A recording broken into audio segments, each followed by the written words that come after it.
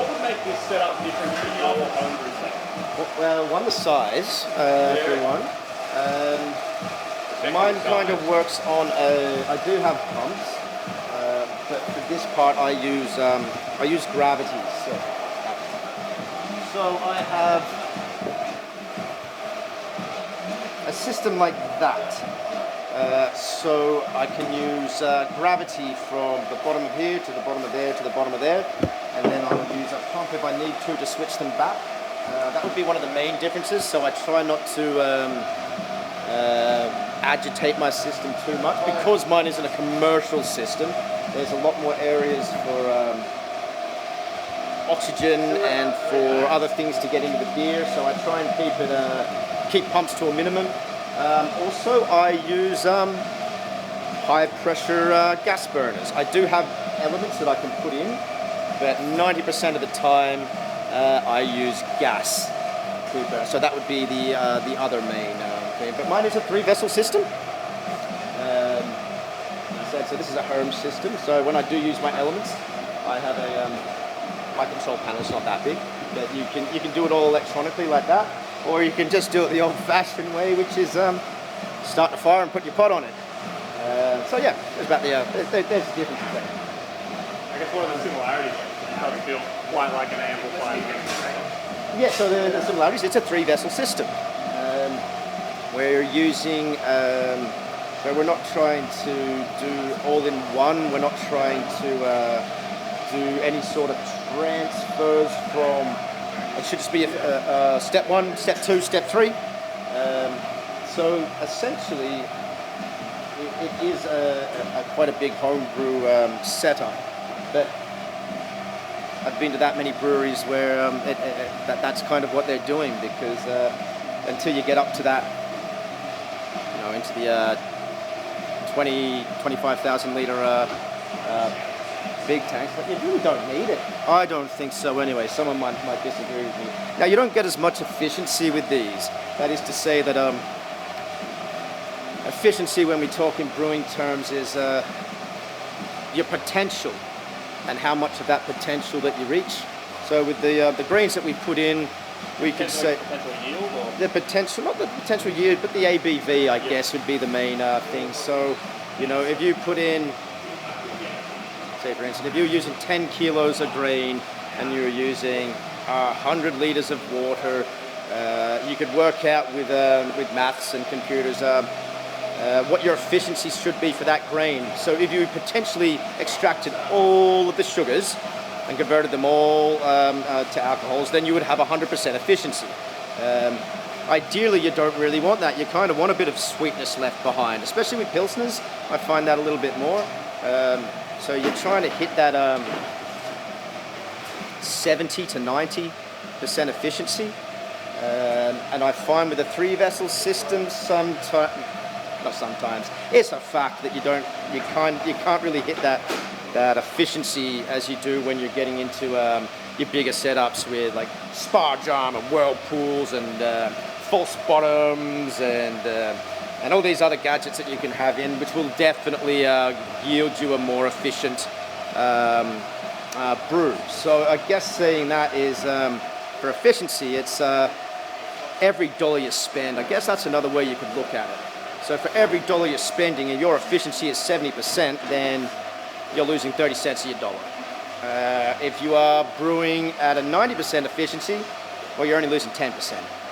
I guess that's a little bit of a better analogy. Question then, I feel like I may see a connection between. So previously you've said to me in the past that commercial setups, they often, like ultra commercial massive brewery setups, they often are putting sugars into the beer. Oh, yes. That so that they can have maximal efficiency and still have it come out that way. Yeah, so got to be careful what I say here. Actually, no, I don't see you, B. You're putting that in to bring your product price down. You're also doing that to still call it a beer per se, because there are a lot of beer styles that do use adjuncts and sugars. There's quite a lot of new age lagers that use that. So I guess as long as you're using like over 50% grain, it's still beer. So you probably make maybe a 2 or 3% beer at a high efficiency, and then to make that to a 4.5, you just start adding sugars. There's all different sugars you can use. Before the fermentation? Yes, before the fermentation, because you want those sugars to be eaten up by the yeasts, and because sugars eat up so easily, you can pretty much guarantee that if you're using a sucrose or a glucose or any of the other sugars, maybe not fructose, that won't probably do the same thing, but that's a fruit. You'll definitely ferment it all to alcohol. So you make it 2.5% beer. You price it at 2.5%, and sugar's a lot cheaper than grain, and you just add sugar to. I think now saying that, I don't think there's anything wrong with adding a little bit of it, and there are certain styles that call for that, like corn sugar and syrups, and even in the UK, not in the UK, in Belgium they use candy sugar for a lot of their beer styles. I just find it waters down a bit. This is my personal opinion. So you end up with, like, I guess if the sugars are very simple and they're just converting straight to alcohol, they're not really imparting as much flavour. Exactly, Liam. Exactly.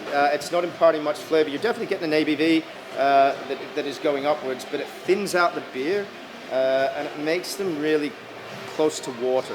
So that's why I find, like, with those very large commercial lagers, they taste very watery. Yeah. So I mean, I'll throw out a few now because I've already named one. Carlton Dry would be one for me that is. I can't. This is just a personal opinion. I can't drink it because it's like a mineral water. It's like you've got a lager and put mineral water in it, watered it down. It doesn't have the full flavour of like a European lager. Great Northern would be another one. It kind of fits that. And also they're using quite a lot of hop extract as well. So a hop extract is, well, as the word says, they're not putting the cones in. They're getting maybe they're extracting the oils from it, and in this process of cutting corners to make beer cheaper, I think makes a subpar product. I think 90% of Australia will disagree with me there, especially with Great Northern. I'm pretty sure that's our biggest selling beer, and that's all right. But that's why we're here making an all-grain beer, and only making 10 kegs, and Great Northern I'm making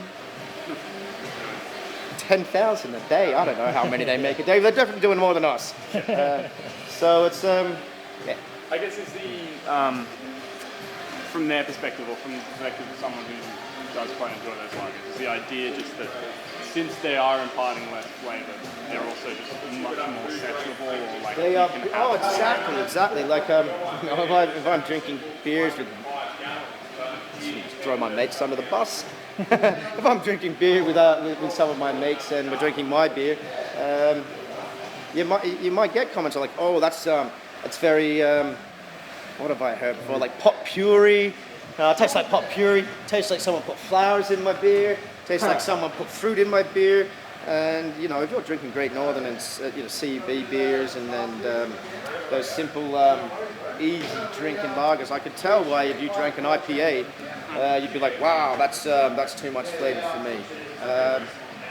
And it's also part of Australian culture as well. I find that we're not big ale drinkers. We are lager drinkers, and we like our new age lagers, sort of that. That like the hot summer's day type. Yeah, exactly. And there's nothing wrong with that, because on a hot summer's day, who wants to drink a 9% IPA?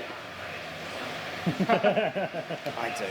And no one else. No one else. Yeah. Although saying that, I'd sit there and drink Crankshaft on a hot summer's day, easy. I think a lot of Canberrans can do that too. Oh yeah. There's quite a few beers that I can do that with. But essentially, let's just say that on a whole, Australians like to drink their easy drinking new age lagers, draughts. As we call them in Australia.